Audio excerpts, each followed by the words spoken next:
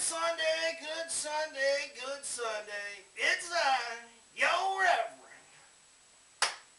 Rackers of the DP Ministries, here to wish y'all a good Sunday. Now, we talked a little bit upon Christmas about what the Reverend had to talk about today. And I normally start off with the chiefs and things like that, but I'm going to start and end with very important messages this week. I'm definitely going to start with an important message. Ending's going to be more government conspiracy stuff. D-Man, I know you love that.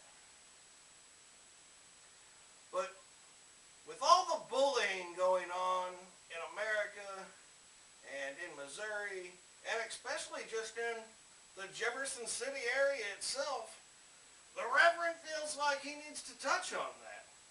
I mean, last week before Christmas, we had a little girl in middle school kill herself because people were being mean to her. Can you imagine that? You're 12 years old and you've got to take your own life because people are mean to you? That's unacceptable. The schools did nothing about it when they found out she was being bullied.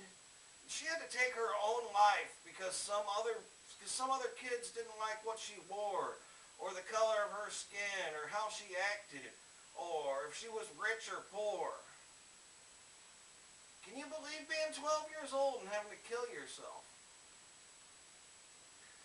Well, I want all y'all to know that not just you are being bullied.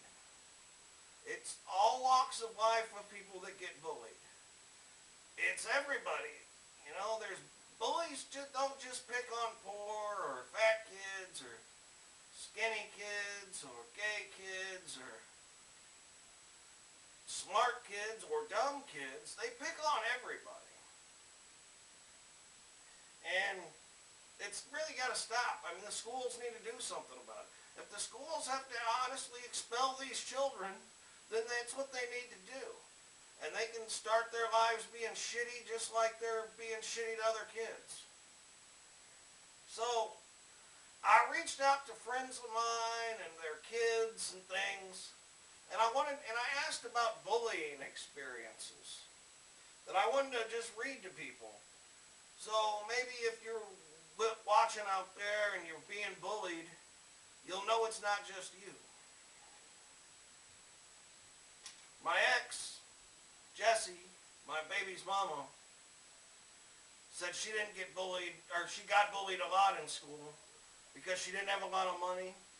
So she got picked on because of her clothing and how she kept her hair. She also got picked on because she wasn't as smart as the other kids. Now see, there's an opposite. A lot of geeky smart kids get picked on. But she got picked on because she wasn't as smart as other kids. One girl actually pulled out her chair from her and she broke her tailbone. Actually chipped a piece of her tailbone off because the girl thought it'd be funny to pick on her and pull out her chair on a concrete floor. Jessie said she never really belonged to a group. She had friends, but never really belonged to a steady group. And that she was really worried about her daughter, Haley, because Haley kind of acted like her, but Jessie knows that Haley's got good friends, so she's not worried about it. And Jessie wasn't just picked on in grade school or middle school. She got picked on in high school and after.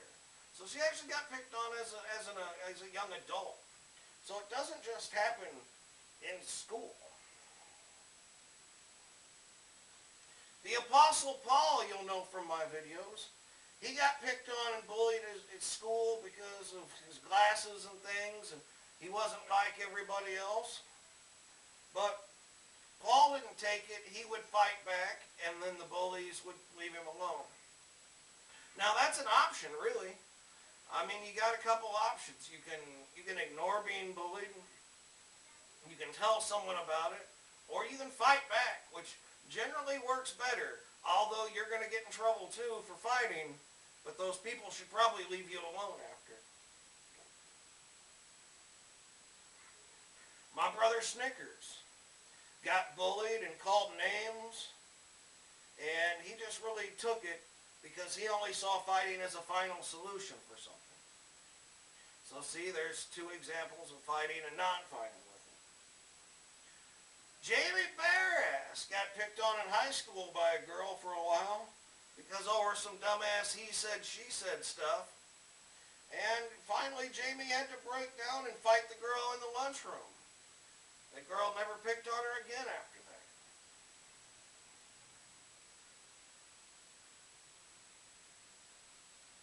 A friend of mine, Susie, her daughter Ryan got beat up at school just because she dressed different from everyone else. She's kind of a rocker, kind of like a goth chick, but she's also kind of country, and the girls apparently just didn't like that, so they jumped her and beat her up for no reason. School did nothing about it.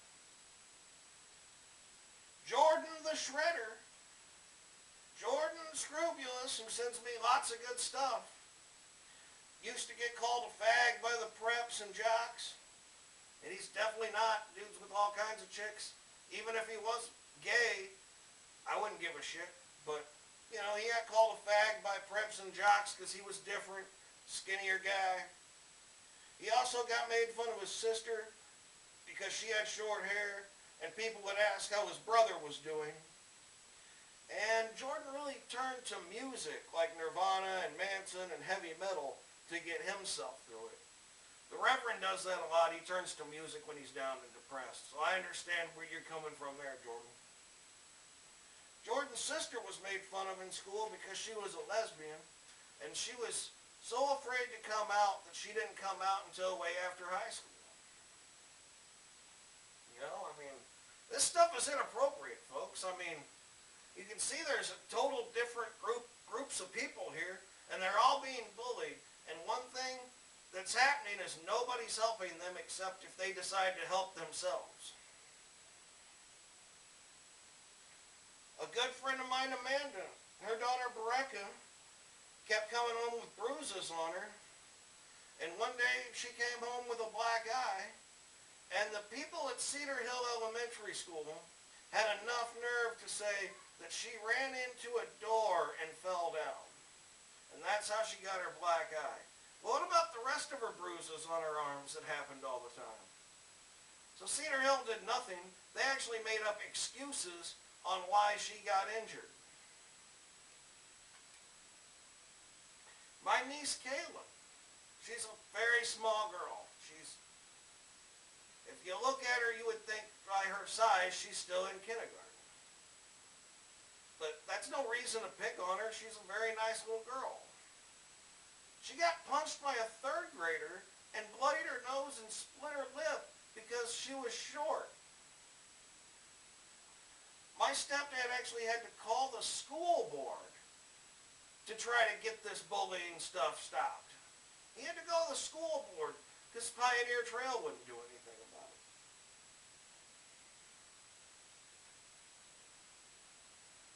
I got a cousin named David. He, Uncle Whistleblower's son. He has kids bully him because of his clothing and his weight and because he's different. And Thomas Jefferson Middle School won't do anything about it. This is the same school that the little girl just killed herself in. You would think they would suck it up and try to help him.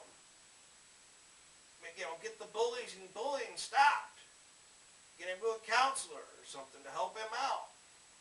But no, they just tell him, we'll try and fix it, and they never do. Same school the little girl killed herself at because of the bullying. Well, the little girl killed herself at home, but you know what I mean. My mom used to get picked on in school because she was smaller than everyone else and that she wore glasses. And they used to tease her with a song. They used to call her Janice Jean, the cross-eyed queen. That's not nice. Kids are mean. You know, even the Reverend's got bullying stories. Back before the Reverend decided to start standing up for himself. You know? I used to get bullied. I don't even know if Mom knows this. I guess you're going to find out when you watch this video. I used to get bullied on the bus because we weren't rich, or, you know, we weren't even middle class. We were basically poor. I mean, I never went without food, but, you know, I used to get bullied because I was quiet and that I was different from the other kids. I didn't talk to everybody a lot. I was poor. So I used to get things thrown at me on the bus a lot. One time somebody dumped a whole thing of sand on my head, like the first day of school. One year, I don't remember what grade it was, but a whole fucking thing of sand. I think it was like 5th grade or something. 5th or 6th grade, just dumped on my head for no reason. We had a kid in grade school and into early middle school named Kent who used to punch people in the stomach.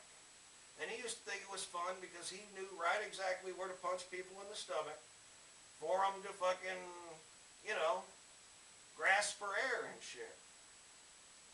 And he used to do that on the playground. And then in middle school, I had a music class with him.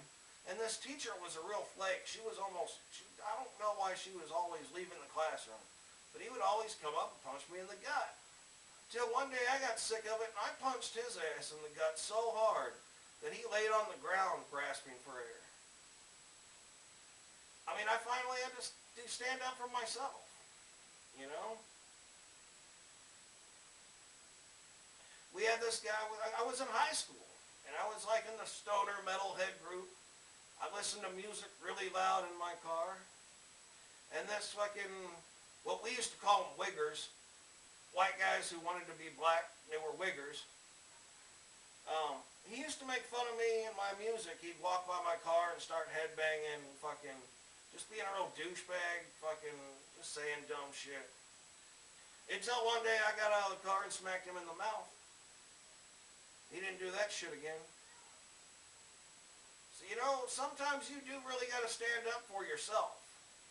Whether that means you're going to get in trouble, and you probably will, but at least the bullying will stop. I'll tell you one that happened. I'm 31 years old. I just got bullied a couple weeks ago at the Thirsty Hog. You all saw the video. I'm doing my thing, and a bunch of people are like, play music, we want to hear music. We don't want to hear this shit. You know what, I was asked to come out by the bar to do the Reverend thing. And they wanted to pick on the Reverend, and they picked on the Reverend so much that I got rude and obscene with them. And they made me stop. The bullies actually won that. Is the bar, and the bar basically told me, no, cut it off. You can't do it. So, right there, they showed those drunk rednecks that bullying someone to get what they want was okay. And that's unacceptable. So you can get bullied well into your adult life, even. It's no good. We really all need to rise up. Help the kids that are being bullied. Say no to bullying. And really start going to the school board and saying we will not take our children and our friends' children being bullied any longer. It's unacceptable.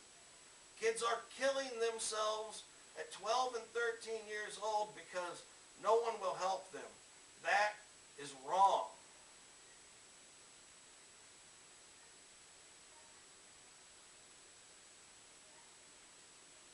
It's wrong, folks.